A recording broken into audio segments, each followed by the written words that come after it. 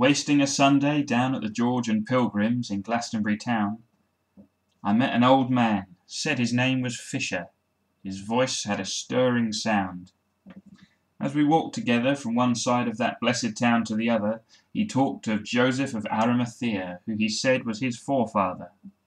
I see his reflections in the water, he said, hear his echoes on the breeze, for he came here after the days of Christ, seeking answers to God's mysteries.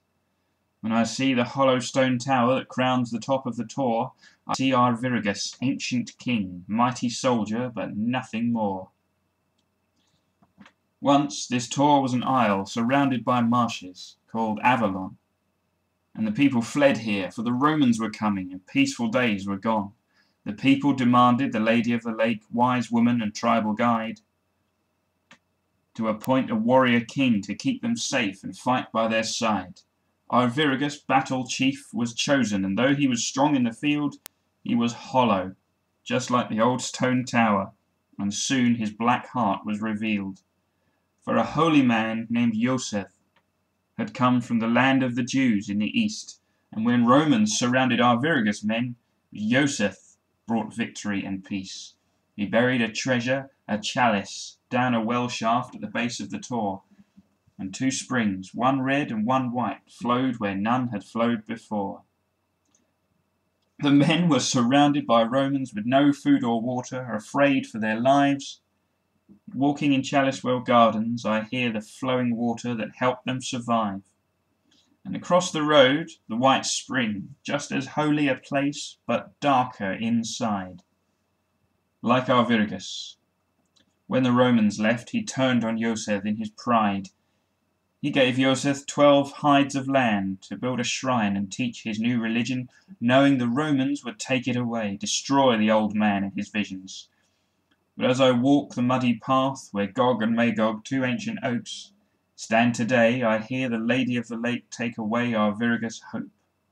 Where the oaks now stand was a druid grove back in Joseph's day, and here the Lady of the Lake told the king he would die and Joseph would stay.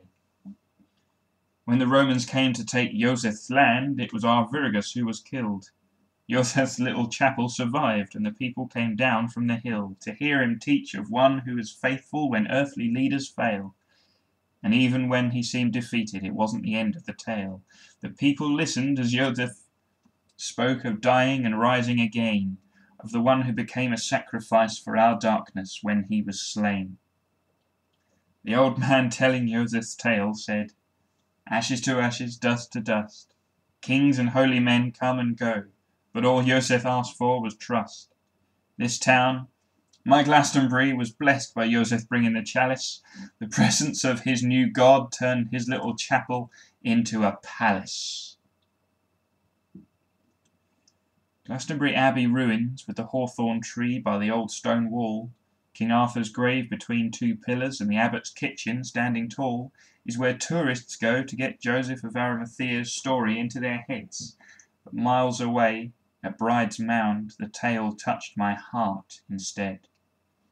This almost forgotten field, not even a hill, by the River Brue, was where the old man who claimed to follow ancient footsteps brought me to. Joseph had been here before, you see, with the young Jesu by his side, said the old man, and he came back to honour the lad's memory when he died. As I stand by the river, I hear deep within me the gentle wake of his boat, his head and heart full of stories that years later the apostles wrote. He came here to return the two gifts that were given him when he first came, to remind him of the lad's great destiny and the wisdom he gained. He talked as we walked all the way back to the assembly rooms in town, saying this is where story and song, the bardic arts, can be found. And Joseph, like so many others, found the bard's music could heal, uplift his wounded soul, and he hoped the bards could reveal the mystery of the two gifts given to him and Jesu years ago, for he knew the staff and chalice held some truth he didn't know.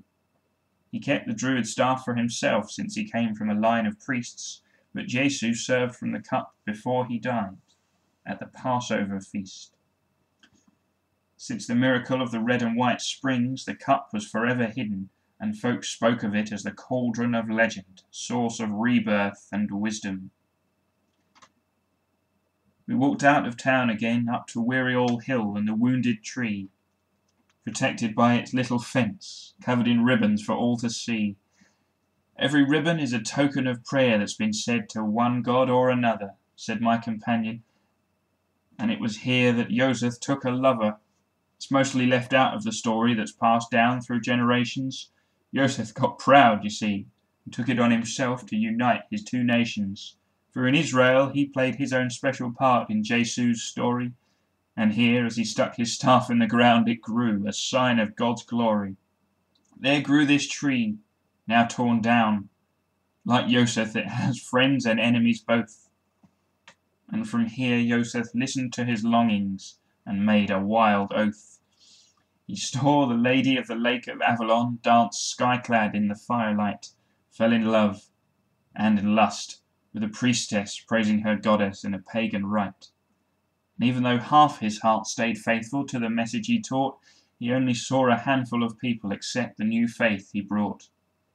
In old age he came back humbly to the one who did what he never could, to the one he had known as a boy, who held within him the greatest good. Joseph, like so many others, had become lost in his own ways, but he knew he'd soon see Jesu again, and in Britain he'd end his days. Fisher, God bless him, had walked from one end of Glastonbury to the other. How was it, I asked, he knew Joseph's story so well, as if they were brothers? Simple, he said. I'm reminded of it every time I walk home. Watchman, wise man, wanderer, his memory won't leave me alone. I'll show you.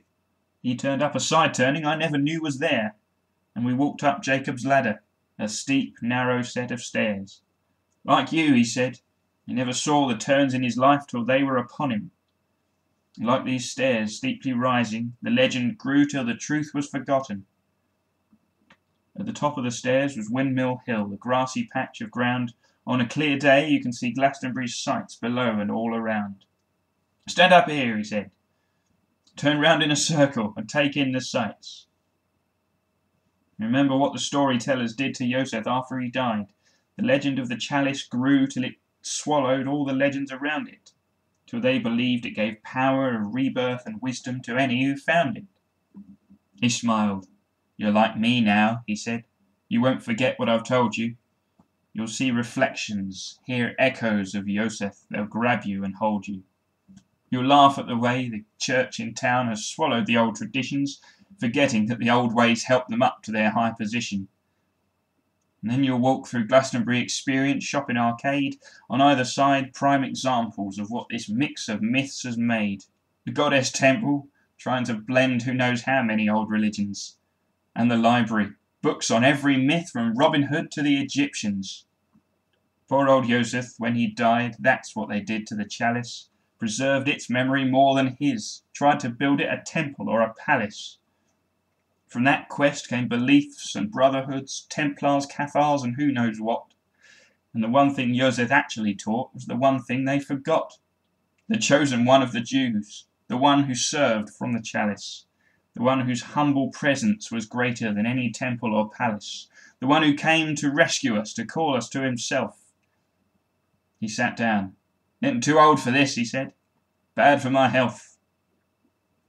We were by his home. His neighbour came to see if we needed anything. Been on one of your walks, she said. I've warned you about that, Mr. King.